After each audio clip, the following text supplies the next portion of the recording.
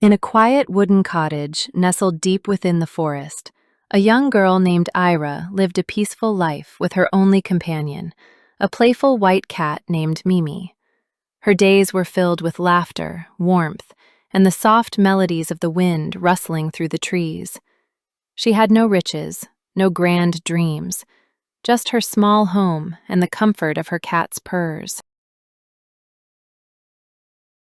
But one night, everything changed. Without warning, a group of armed men stormed through the woods, torches blazing. Aira watched in horror as her beloved wooden home was set ablaze. The crackling fire reflected in her tear-filled eyes as she clutched Mimi and hid behind the trees. The smoke grew thicker, the flames higher. She ran, through the forest, through the darkness, until her legs could no longer carry her. Hours later, deep in the wilderness, she stumbled upon a wounded boy lying unconscious among the fallen leaves. His clothes were torn and blood stained his tunic. Without hesitation, Aira tore a piece of her dress to bandage his wounds and cared for him through the night. When the boy awoke, confusion clouded his eyes, then surprise as he saw the girl who had saved him. Unknown to Aira, the boy was Prince Kale, heir to the kingdom nearby. "Where do you live?" Kale asked softly. Aira hesitated, her voice trembling. My home was burned. I don't know who they were. I barely escaped. With my cat." Suddenly, she realized Mimi was missing. Panic gripped her heart. She searched frantically, calling out into the forest, tears blurring her sight. Seeing her distress, the prince, though still weak, pushed himself to his feet and began searching too. Moment later, he found Mimi nibbling on wild fruits near a stream. Smiling faintly, Kale lifted the cat gently and brought it to Aira. When she saw Mimi, Aira rushed forward, hugging her cat tightly, tears of joy streaming down her cheeks.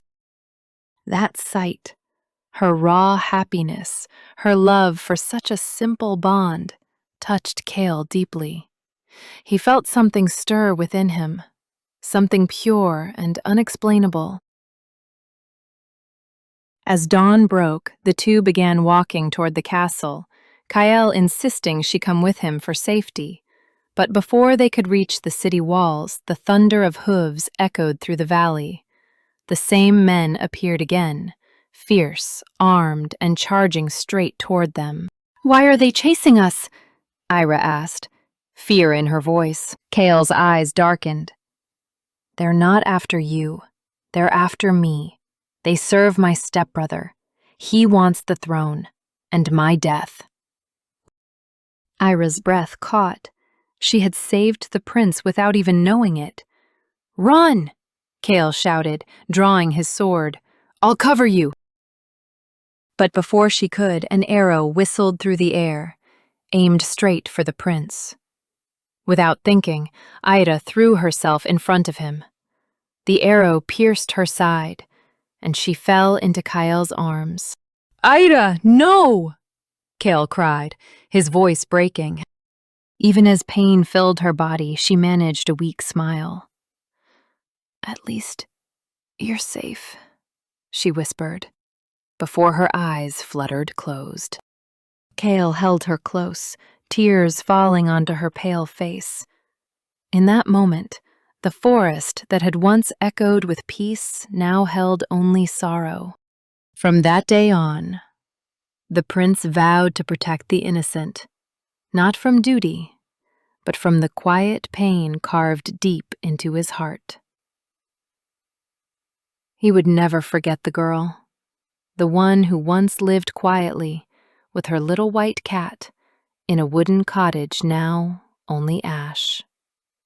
Her kindness, her courage, and the tragedy she carried alone became the sorrow he could never let go.